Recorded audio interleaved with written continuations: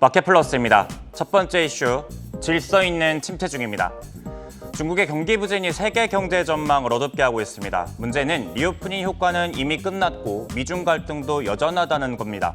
증권가에선 일본식 장기 불황 경고도 나옵니다. 중국의 2분기 GDP 성장률은 6.3%입니다. 값 자체로는 2년 만에 가장 높습니다. 하지만 최고 7.3%까지 내다봤던 시장 예측과 비교하면 크게 못 미칩니다. 지난해 2분기 성장률이 0.4%였던 점을 놓고 보면 기저효과도 없었다는 뜻입니다. 하이투자증권은 중국 경기 반등을 위해서는 경기 부양이 유일한 해법이라고 분석합니다. 다만 대규모 경기 부양책을 안 하는 것이 아니라 못하는 것일 수도 있다는 지적인데요. 그동안 경기 부양에 만병통치약 역할을 했던 인프라 건설이 지방정부가 빚더미에 앉으면서 추진이 어렵게 됐다는 판단입니다. 하반기 미국 경기 연착륙 가능성이 높은 가운데 중국 경기 불안 확산 여부가 국내는 물론 글로벌 경기 사이클의 핵심 변수가 될 것으로 보입니다. 두 번째 이슈, 한 달 5배입니다. 동훈아나텍이 최근 한 달 국내 증시 상승률 1위를 기록한 것으로 파악됩니다.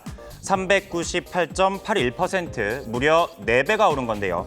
동훈아나텍의 주력 사업은 반도체 설계인데요. 새로운 먹거리인 디지털 헬스케어 사업이 주가 급등의 기폭제가 됐습니다. 지난달 21일 침으로 혈당량을 잴 수 있는 측정기기가 성공적인 임사 결과를 받아줬다는 소식에 상한가를 기록한 바 있습니다. 최근의 강세는 본업인 반도체 분야 덕분으로 풀이되는데요.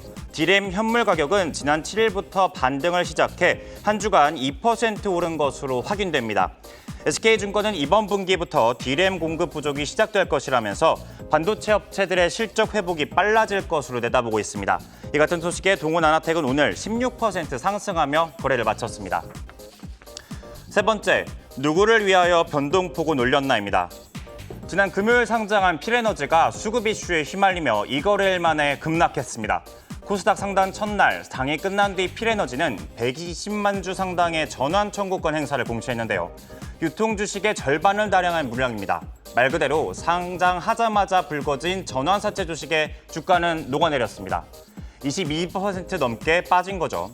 거래 첫날 240%에 달하는 상승률로 마감하며 가격 제한폭을 고친 이래 최고 기록을 세운 것과는 사뭇 다른 분위기입니다. 이 과정에서 기관 투자자들은 1,000억 원이 넘는 이익을 챙길 것으로 보입니다. 주식수의 현재 주가와 전환가액을 반영해 따져본 값인데요. 기관 조우라고 가격 제한폭을 넓힌 거냐는 지적이 나오는 이유입니다. 주들은 그래도 하한가가 아니라서 다행이다. 지금 이 순간의 주가가 가장 비싸다는 의견입니다. 지금까지 마켓플러스였습니다.